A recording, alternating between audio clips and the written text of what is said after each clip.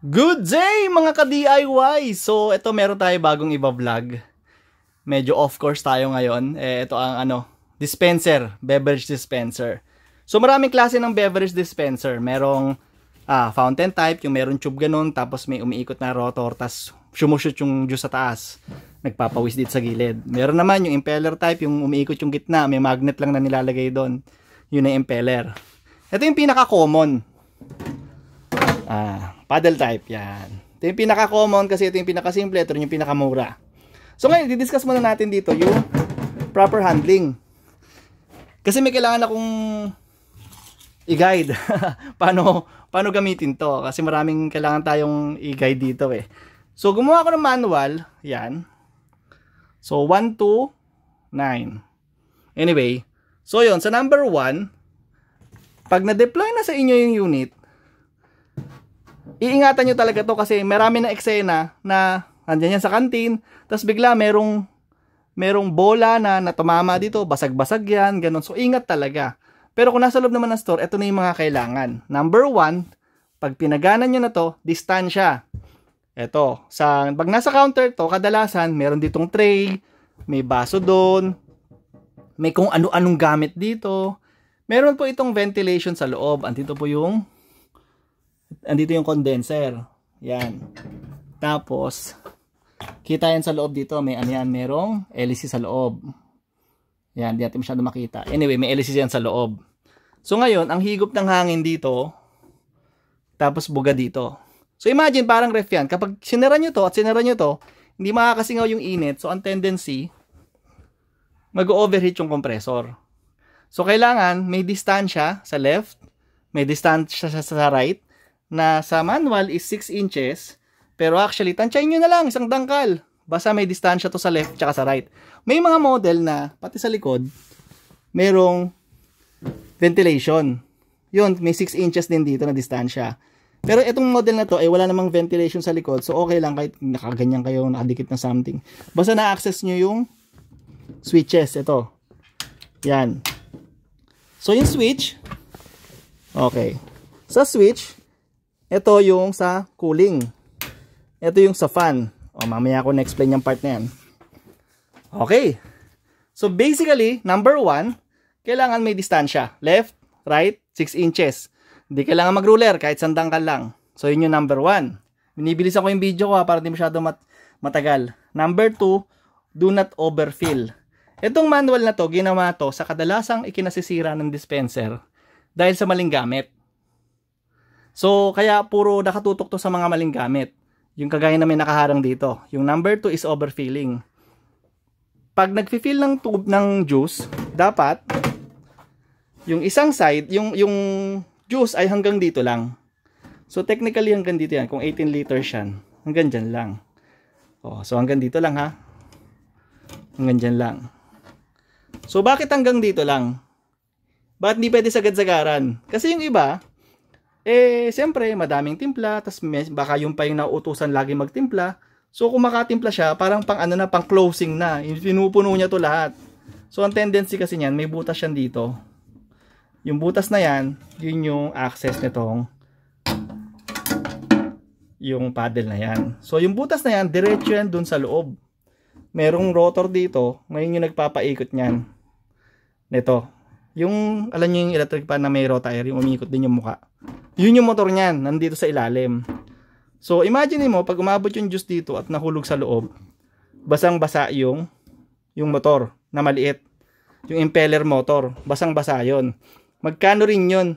Parang 2,000 yata mahigit, isang piraso.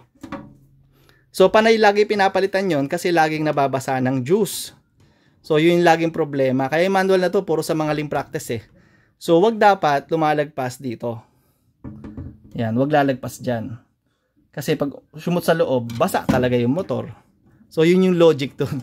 Bakit hindi pwedeng punong-puno? Magtimpla na lang uli. Ganun lang naman yun eh. Hindi naman pwedeng inumin mo na yung pang isang taon mo kasi ayaw mo nang uminom. So, ganun lang yun. So, inom na lang uli. Okay, mag-refill na lang uli. Depende sa capacity. Kaya mapapansin nyo, yung guhit nito, mas mababa siya kaysa sa dulo ng tube na yan. Okay? So, yun yung number 2. Do not overfill. So, Number 3, yung pagbuhos. Ito pa, siste. Meron naman, pagbuhos, dire-diretso buhos. Ito, nabubuhusan to. Nakasaklob naman to Paano mangyayaring nababasa yung loob? Kasi pag may pressure na, sisiksik na yan kung saan-saan hanggang mabasa din yung loob. So basic, huwag kayong magbubuhos dito. Dito ang buhos sa harap. Huwag nyo rin itutungtong dito. Dapat alalayan talaga na maigi. Para hindi mabuhusan to. Para hindi mabasa yung motor. So pag nagbubuhos dito, huwag dyan. Meron kasi ako nakikita. Minsan, mga sikat na restaurant pa, pag binuhos, sige, bahala ka sa buhay mo. Yun, di basang-basa yung gitna ngayon. Kinabukasan, hindi na to umiikot. Magre-report doon sa maintenance. Hindi na po kasi gumagana eh. Tapos, pagdating doon, pinull out ang unit. Pagdating sa nagre-repair, pagbukas niya ng motor, manamis-namis kasi puro sugar, puro juice, basang-basa. So, alam na agad namin na nasira yun hindi dahil sa wear and tear or dahil sa katagalan na nasira yun kasi malpractice. Kumbaga, mali yung procedure na ginagawa, na basa talaga yung loob. So, yung number 2 to recap, wag bubuhusan dito. Dito dapat. Okay? Sa number 3 naman, number 3 pala yun. So, number 4 naman, eto. Siyempre, hinuhugasan nyo to. Pag hinugasan nyo to, basa yan eh. Basa to, basa lahat. Ang tendency, isusuksok agad. Kasi nagmamadali opening. Siyempre, huhugasan mo yan, opening ka. Hindi man pwedeng hinugasan mo ng gabi, hindi mo hugasan ng umaga, inipis na yan. Or whatever man. So, basa, isusuksok agad. So, same principle, yung tubig na nandyan, papasok dun sa motor. Masisira uli yung motor. So, ano yung tama? Pupunasan tong rod. Pupunasan to ng, kahit ano lang, tissue. Punasan mo lang, basta wala may iwang tissue. So, yun, kasi juice yan. So, pupunasan lang, basta tuyo siya, bago siya isuksok. Yan yung number 4. Binibilisan na natin Number 5. Ito, number 5. Huwag gagamit ng magaspang na sponge. 'Di ba yung ayan yung parang yung sponge na yan? 'di ba meron yang magaspang tsaka makinis? Yung magaspang, pag yun ang ginamit mo, talagang kahit brand new ang unit, meron na kami mga na-deploy nito, kinabukasan ganito agad yung itsura. Sumobra ang sipag nung tagalinis. Ineskoba. So, talagang lalabo yan. So, dapat soft lang yung gagamitin mo. In the first place, juice yan. Sir, may tumitining Kaya yung tumining kasi hindi nyo nilinis na maayos. So, kapatid ito, luma to, pero wala kang makitang tining kasi nililinis ng maayos. Subukan mo itambak yan, tinatamad ka, Friday, o kaya day off mo, hindi mo nilinis, tinambak mo lang dyan. Pagdating na Sunday, dikit na yan, kahit anong kuskus mo dyan, nandun na yun, stain na yun.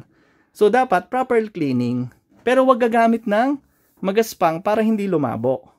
So, yun yung number 5. Then, number 6. Ito.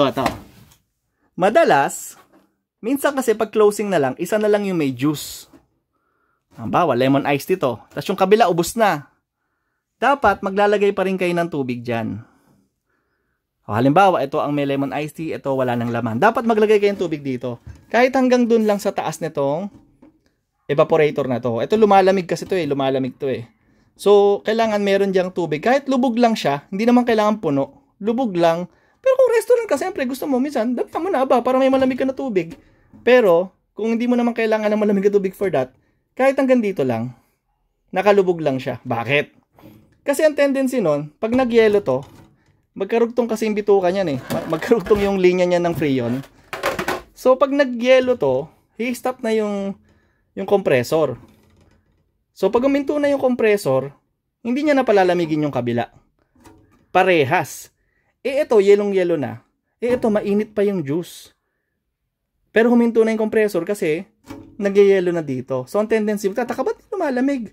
Nagyayelo naman. Opo, nagyayelo to. Pero ito hindi. Pero bakit hindi sila sabay nagyelo?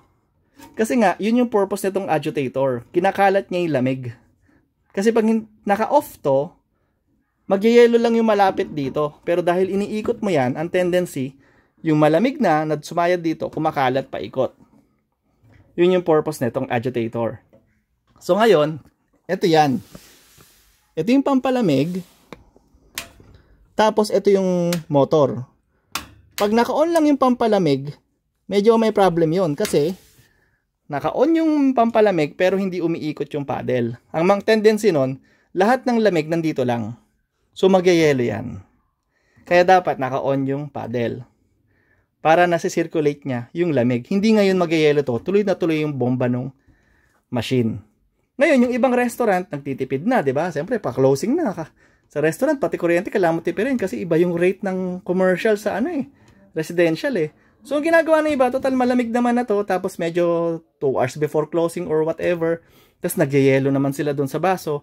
Ang ginagawa nila, naka-on, yung steerer motor naka-on, pero yung pampalamig hindi. Okay lang yun. Kasi malamig na yung juice in the first place eh. E di umiikot to. So, nahalo niya. O, kasi pag hindi mo siya pinaikot, parang ang dull, parang nangyari sa juice nyo, parang hindi mahalo. Iba yung dating kapag umiikot siya eh. Lalo na yung nagfa-fountain, di ba? Minsan, hindi ka naman plano magbalot lang bibili mo, napabili ka pa ng iced tea. Kasi nga, ang ganda nung presentation eh.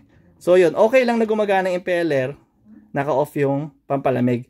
Pero wag na naka-on yung pampalamig, pero yung impeller naka-stop. Magyayelo yan. So, yun yung doon. Ang concern naman doon, hindi lalamig yung produkto nyo. Okay? So, yun yung para sa number 6. So, kaya makita nyo, meron dapat laman yung kabila. Kahit tubig lang. Okay? Ito naman, number 7. Ito madalas to. May comment. Sir, may lumalabas na juice sa ilalim. O kaya may lumalabas na parang tubig na may kalawang. Ang susunod na sasabihin ko, okay lang po ba papicturean ng malayo? Ang una kong titignan dun sa pipicturean na malayo, eto po. O, angat natin ha. Yung iba kasi, yung drain tube na yan, na-issue-shoot nila sa loob. So, kailangan, lagi po yung nasa labas. Yung tube na yan. Lapit natin. Yan. So, kailangan nasa labas po yan. Kasi, ang nakikita nyo po yung nasa gitna doon. Yan o. Yung drain na yan, kasi nagpapawis to di ba? Nagpapawis to. Zoom out natin. Yan. So, nagpapawis to. Ang tendency pa nagpawis to, tutulo yan sa gitna. Eh, may palalim yan dito. So, magbabahayan. Para hindi magbahayan dyan, may butas dun sa gitna. Yung butas na yun, may tubo yun. Pababa. Papunta dito. Tapos, ang tapon yan dito. Para ito ngayon, nagtataka ka, bakit yung ibang dispenser sa mga restaurant, puno yung isa ng juice, tas tubig. Tubig lang kasi pawis lang yun ng lamig eh. Puno yung isa, pero yung isa walang laman. Eh kasi dito po yung drain. Kasi ngayon, ito po yung tatapon mo. Yan, tapos babalik mo uli. Huwag mo lang ma-shoot sa loob. So, ano nangyari? Na-shoot nila sa loob to. Pag na-shoot to sa loob, katapusan na ng mundo. Hindi nyo po makukuha yan. Yung iba kinakamay ka nun. So, anong diskarte? Tinatanggal namin to. Tapos saka namin ilalabas yung tubo. Pero, without all the hassle na yon, kung hindi mo to ipapasok, itong drain hose na to. So, importante po yan. Kaya sa drawing, nilagay ko na dyan. Yan. Bawal yung wala. Yan. Tapos, next, eto na. Siyempre, buhos. Mamadali eh. Panic. Oh. Binuhos. Nag-splash yung water. Bumagsak dito sa switch. Tapos may nag-comment, Sir, may ground. Eh, wag ka na magtaka. Basic na yun. Binasa mo eh. So, merong may mga switches na merong rubber coating, pero depende yun sa model. May model na Italy. Alam mo naman, pag mga European brand, parang talagang sobrang safety. Kulang na lang, gumamit ka nito na naka-helmet eh. Pero pag mga, lang tayo, Asian country lang tayo, so medyo mura lang naman. So, disiplina ang kailangan. Okay? So, yun. I-recap natin para mabilis lang. Number 1, distansya. Distansya para makasingaw na maayos. Number 2, bawal punuin ng sobra para hindi tumatapon dun sa loob. Number 3, bawal buhusan dito kasi sisiksik talaga yan sa loob. Mababasa uli motor. Sira uli motor. Number 4, pupunasan to bago isuksok. Kasi pag hindi pinasan, mababasa na naman yung loob. So, pabalik-balik tayo sa problema. Tapos, number 5, bawal yung magaspang na panlinis kasi nga lalabo. Yung juice mo, juice naman pero parang tubig kanal. Yan. Tapos, next is, yung dapat may tubig yung isang side. Para hindi magyelo at hindi mag-stop yung compressor. Then, itong drain hose. Yan. Marami po talagang detalyado na proper maintenance nito. Pero itong kinonsern ko kasi ito yung madalas na nagiging problema sa restaurant. Kaya, yun muna yung diniscuss natin. So, kung mas detalyado pa or sa loob nito, gusto kong ipakita yung loob niyan para magets nyo yung principle kung ano yung nababasa, ipapakita ko yung motor. Sa ibang video na po yun. For now, proper handling lang muna para mabilis tayo. So, i-share nyo to sa mga gumagamit ng dispenser na to para alam nila yung proper handling. Dito tawag sila bigla, hindi lumalamig. Tapos pagpunta mo dun, may nakaharang dito, may nakaharang dun. Eh, paano sisingaw yan? O, diba? Tapos may tatawag naman, sir, hindi umiikot. Pag tingin mo, basa yung loob. So, yung mga ganong concern, yun muna yung diniscuss natin dito. Yung common na nagiging problema. Tapos yung iba naman sa ibang video na yun. So, okay? So, share natin doon sa mga kailangan ng information para dito. And then, kung nagustuhan mo yung explanation ko at nag-aabang ka pa ng ibang video, back ka naman. Pwede mag-subscribe. So, yun lang. Bye-bye!